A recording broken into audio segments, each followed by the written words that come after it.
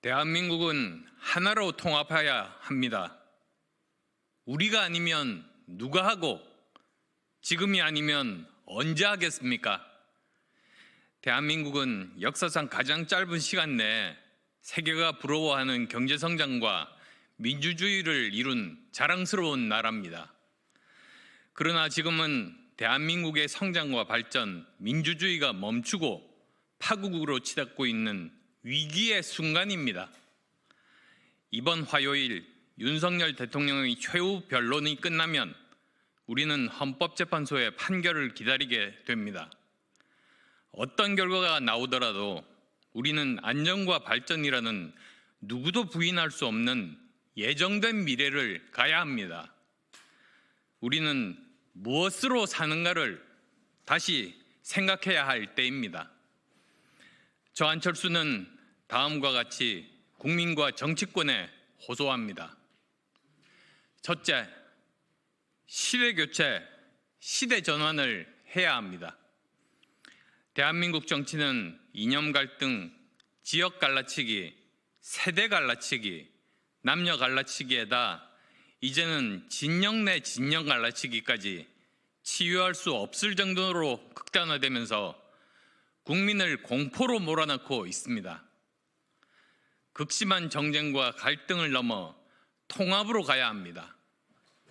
이 시대의 시대 정신인 시대교체, 시대전환을 완수해야 합니다. 세대교체가 치유의 장이 될 수는 없습니다.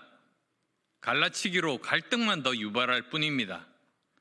정치를 바꿔 세대 통합을 해야 합니다. 협박과 압박, 갈등의 정치는 끝내야 합니다.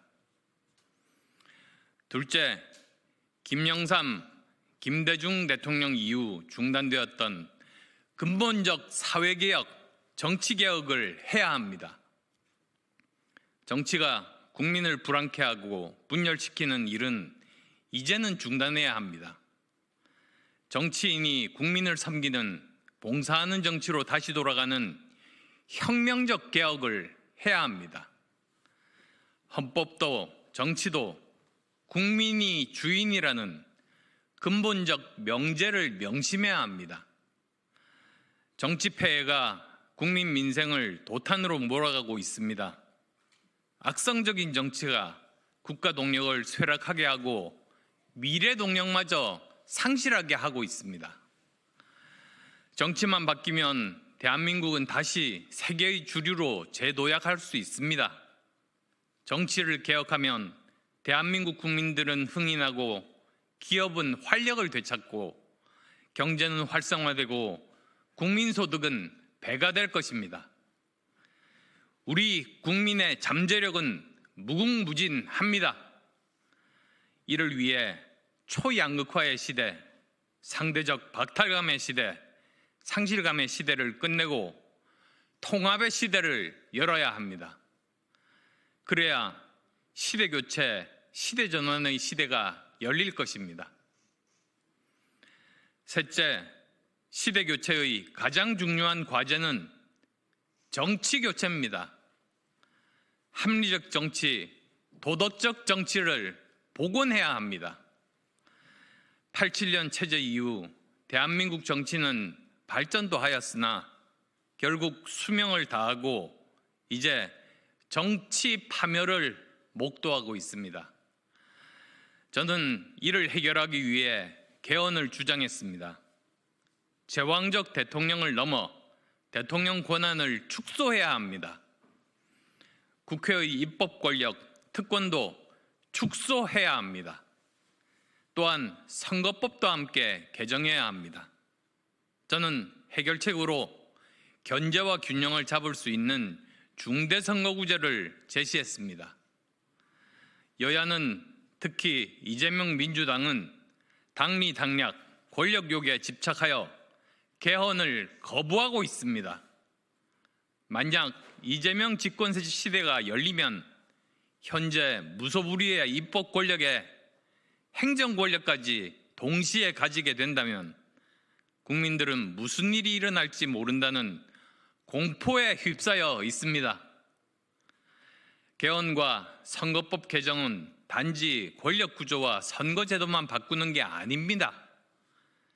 거기에 맞게 사람을 바꾸는 역할을 합니다.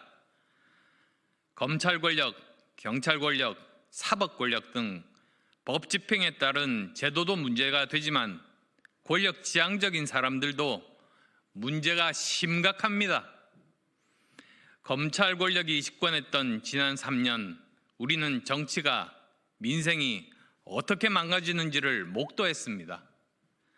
사법 리스크와 비리, 비위에 물든 정치인들 역시 제 역할을 못하기는 마찬가지였습니다. 입법, 행정 권력의 축소로 국민의 의사가 주도하는 시대로 전환해야 합니다. 민간이 주도하는 활력의 시대로 전환해야 합니다. 세계는 미래를 예측할 수 없을 정도로 빛의 속도로 변화하고 있습니다. 변화를 주도하는 중심에 문명과 신기술이 존재하는 것 같지만 결국 변화는 사람, 기업이 주도하는 것입니다. 우리가 목도하는 AI, 로봇 시대는 벌써부터 예견된 것이었습니다.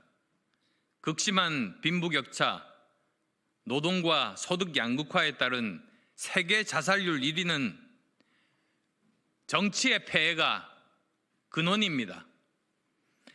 합리적이고 공정한 사회와 경제는 국민 동행을 목표로 삼아야 합니다. 시대를 교차하고 시대를 전환해야 하는 이유입니다.